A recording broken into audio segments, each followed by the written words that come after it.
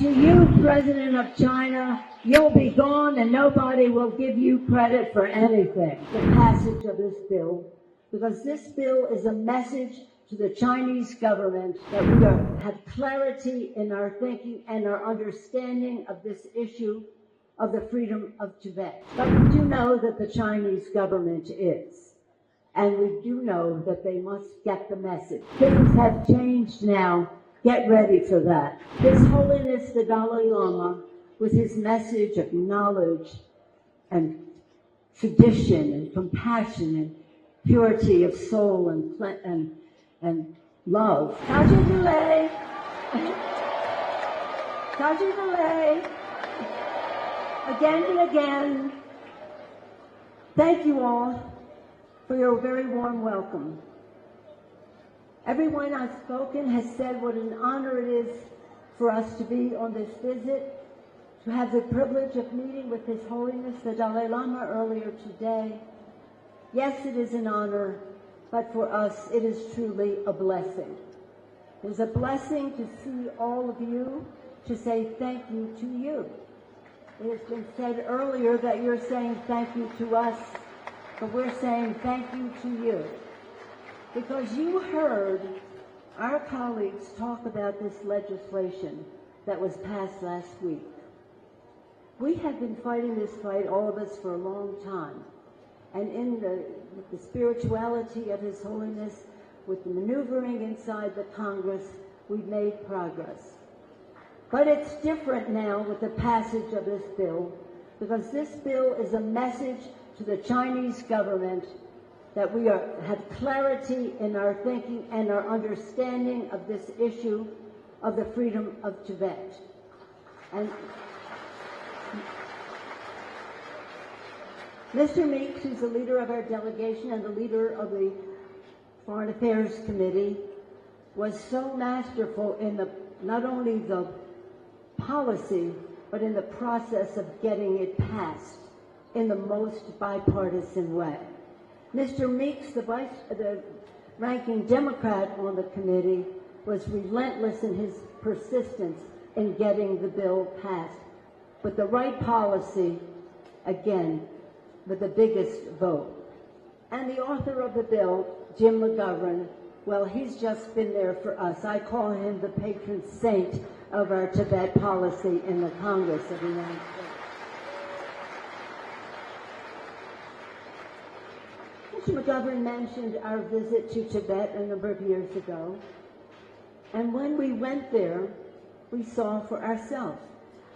They have spoken to you officially and all that. I want to talk to you personally for a moment.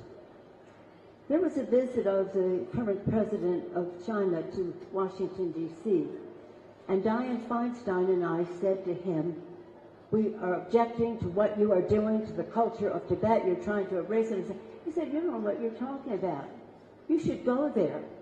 See for yourself all the improvements that China is making in Tibet. I said, thank you, because I've been trying for 25 years to get a visa to go to Tibet when you would never give me one, and now I assume that is one. So we went, Mr. McGovern, his wife Lisa, and other members, a strong delegation. We went to the palace, the Pakal Palace. We saw the room where His Holiness grew up, in his bedroom, and that to see how it is there for him to return to. We mentioned his name all over Lhasa, and I can tell you this, they are trying to erase the culture, reduce the use of the language. Han's coming into the population there. They are trying something that we cannot let them get away with.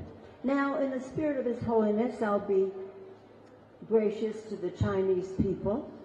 I don't know that they're up to this, but we do know that the Chinese government is. And we do know that they must get the message.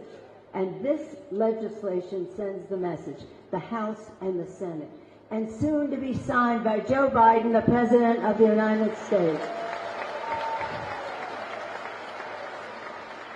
Everybody has talked about the children And that's really what our mission is, to see these beautiful children perform the arts of the Tibetan arts is really our purpose, is to make the future better for them. When we see in Tibet that they're trying to again send them to school, educate them in the Chinese way, to reduce their knowledge of the Tibetan language, to have surveillance of everything that they do and that their families do in a way that is not respectful of their dignity and worth. We just can't let that happen. But let me just thank you. Before I came here today, I spoke to Richard Gere on the phone, and he said to send you his respects. He wishes that he could be here. A family matter keeps him. But Tibet has no better friend in the outside world, outside of government, than Richard Gere. And I mention him because it's about you. We are able, with our inside maneuvering, to get legislation on the move. We are able, with your outside mobilization, to get the votes to pass the bill. I know your power in this. When you call in, when you show your visibility, as you have done in the Congressman Malatakis, but in my district in San Francisco and in California, let's hear it for San Francisco and California, okay? We had many Tibetans there, very active, very active. But in any event, know that you made this bill pass possible. Your communication with the diaspora throughout the Tibetan diaspora throughout the world made all the difference. So thank you for making this bill the policy of the United States of America, which says to the Chinese government, things have changed now, get ready for that. And also understand this. His Holiness the Dalai Lama, with his message of knowledge and tradition and compassion and purity of soul and love, he will live a long time and his legacy will live forever. But to you, President of China, you'll be gone and nobody will give you credit for anything. So in that spirit now the Dalai Lama would not approve of my saying that. When I criticize the Chinese government, he says, let's pray for Nancy to rid her of her negative attitudes. But I hope he will indulge me today to say that change is on the way. As our colleagues have said, hope springs from faith, and the faith of the Tibetan people in the goodness of others is what is going to make all the difference. And then we can say freely in Lhasa and every other place, Tashi Dole. Thank you all very much. God bless Tibet and God bless America. Thank you.